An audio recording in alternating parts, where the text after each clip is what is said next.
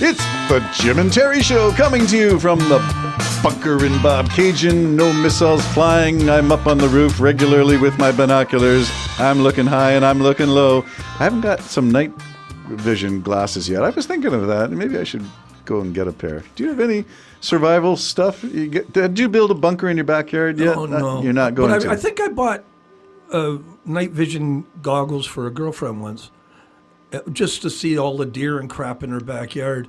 But maybe I tried to get them and I couldn't. I can't remember now if I got them for her or I just tried. We're talking about life from our trenches as we look at Canada being threatened by the United States, 51st state stuff. And we're looking at Mark Carney and the Liberal government and whatever comes of this. His language began very early on in his administration that the relationship with the United States, as we knew it, from the post-World War II era to the present, nearly 80 years of building interconnectivity, of trade relationships, of assembly lines that depend on each other for materials, parts, and vehicles that cross the border 10, 20 times before the final assembly. The interconnectedness is all gone.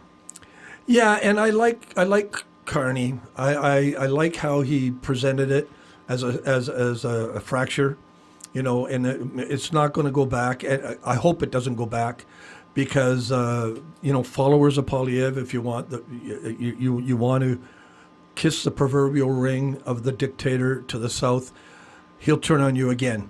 Well, Danielle Smith did go to the States, yeah. did attend, I believe she attended the inauguration.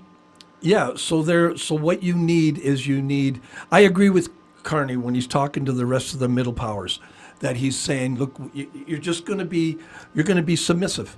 You're just going to be a unimportant partner. If you're not at the table, you're on the table. I like when he said that. If you're not at the table, you're on the table. You're on the menu. Yeah. If you're not at the table, you're on the menu. So I hope Canada heeds this, because it is true. We're big enough now. We're big enough boys. We can go now, and with the modern technology, do business around the entire world. Doesn't mean to stop doing business with the United States. No. But you got to be able to survive if they decide again. And don't forget, it's not off the plate as far as Trump's We concerned. did not start this. And it is a war. And this is one thing I know a lot of people don't think it is, but Trump, out of his own mouth, declared war on Canada, Yes. economic war, Yep. to make us submit so that we will beg to become a 51st state. And if you're a 51st state, I promise you this, you're not going to be an equal state. You're going to be like Puerto Rico, where you're secondary. They had a hurricane and it was a year before anything was restored, because the United States really don't care. There's senators in the United States that don't know Puerto Rico's American. But didn't they get don't- and they Trump don't have a throwing vote. them toilet paper or paper It towels? was paper towels. He threw in paper towels. And everybody thought, oh, isn't this lovely? And that's what you're That gonna would get. be your Canadian. You'd be a territory, only to be mined, only to be abused. And all of your free medical, all free that Canada provides, you will no longer have. Now, if you're wondering, no big deal. Oh, yeah? You start getting into your 50s, buddy. That's $1,000 to $2,000 a month per person for medical insurance. So guess what? You're not going to have medical insurance. So guess what? If you get ill and have to go to a hospital, you're claiming bankruptcy. You're losing your house. You're using all your life savings are gone. Well, we have that It's better example. to be Canada. We have that example in the United States already, where the number one reason for bankruptcies, personal bankruptcies in the United States, is medical health. Yep. So that's already provable. The other thing is that his big, beautiful bill gave a tax break to the wealthy and cut Medicare and Medicaid for the vulnerable. And that's what's going to come to Canada if we do not resist. Yeah, we have to resist. There's no good. It's not going to be good to be American, and I would really hate to say I told you so. But just like right now, a lot of people in the United States are feeling the problem of having Trump. Trump's telling them everything's good, everything's better, everything's wonderful and great. And there's a lot of people in the United States going, what the hell are we going to do? Where we're just, especially the border states, they're going, what are we going to do? He's insulting everybody. Nobody's buying our goods, and Americans aren't either. So No. what are we supposed to do? Well, let's take a look at some details. I mentioned Daniel Smith going to kiss the royal ring or the royal posterior by attending the inauguration. She's still, I mean, there's that other fellow from the Alberta Independence Sovereign. Like the guy that looks like a baseball? Well, the guy's got a cowboy hat on. The big that guy. That okay. guy who went down to look at getting a $500 billion or $1 million tentative loan so that when Alberta separates, they can carry on their currency. Yeah, $500 million. Yeah, he's a traitor. We had talked about that, and E.B. talking about Danielle Smith as being traitorous in talking about secession, which is the separation of Alberta from Canada. And never going to happen. They're not thinking. No, they're just going to be just another Puerto Rico if it happens. Yes. I promise you that. They're not going to be equal citizens.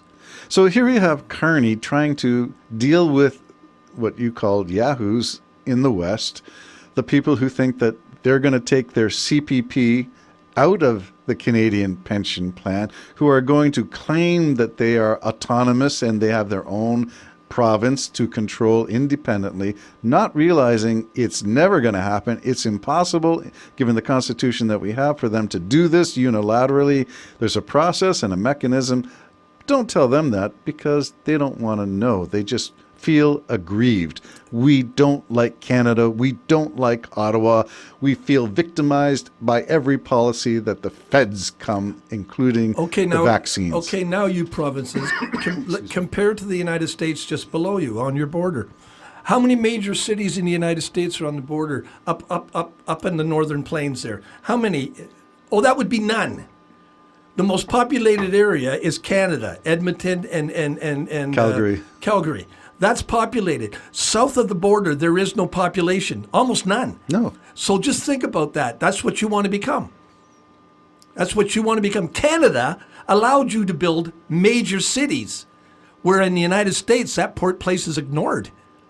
It's amazing. Just think about that. And there is a valid comparison, I think, to be made when we talk about red state, blue states, and poverty and education levels and all the rest of that. That most of the income of the United States, we talk about California all the time, as being the third largest economy? Fourth largest economy in the world.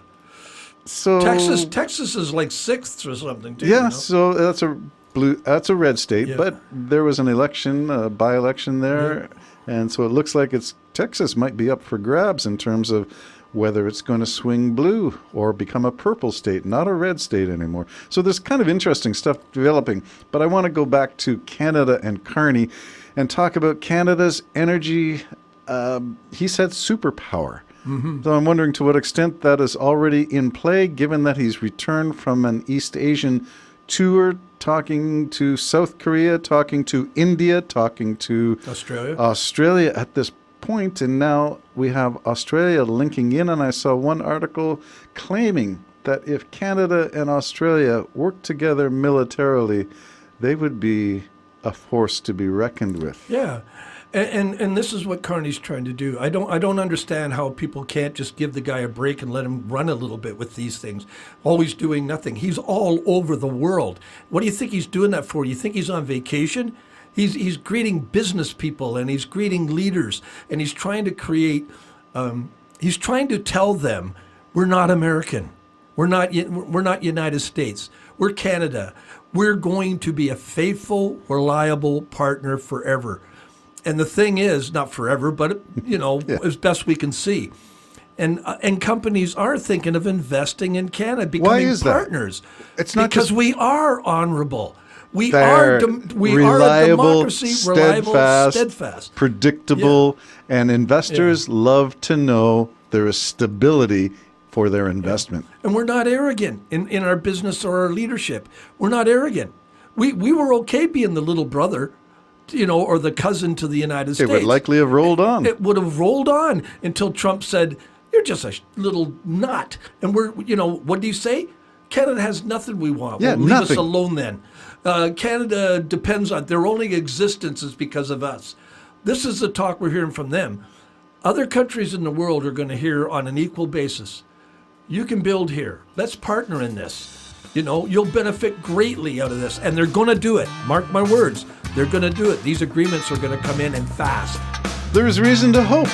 The Jim and Terry Show. We may be in a bunker, but we're hopeful the door will open and we'll see some sunshine. Yeah. Bye-bye for now. Take it, Terry.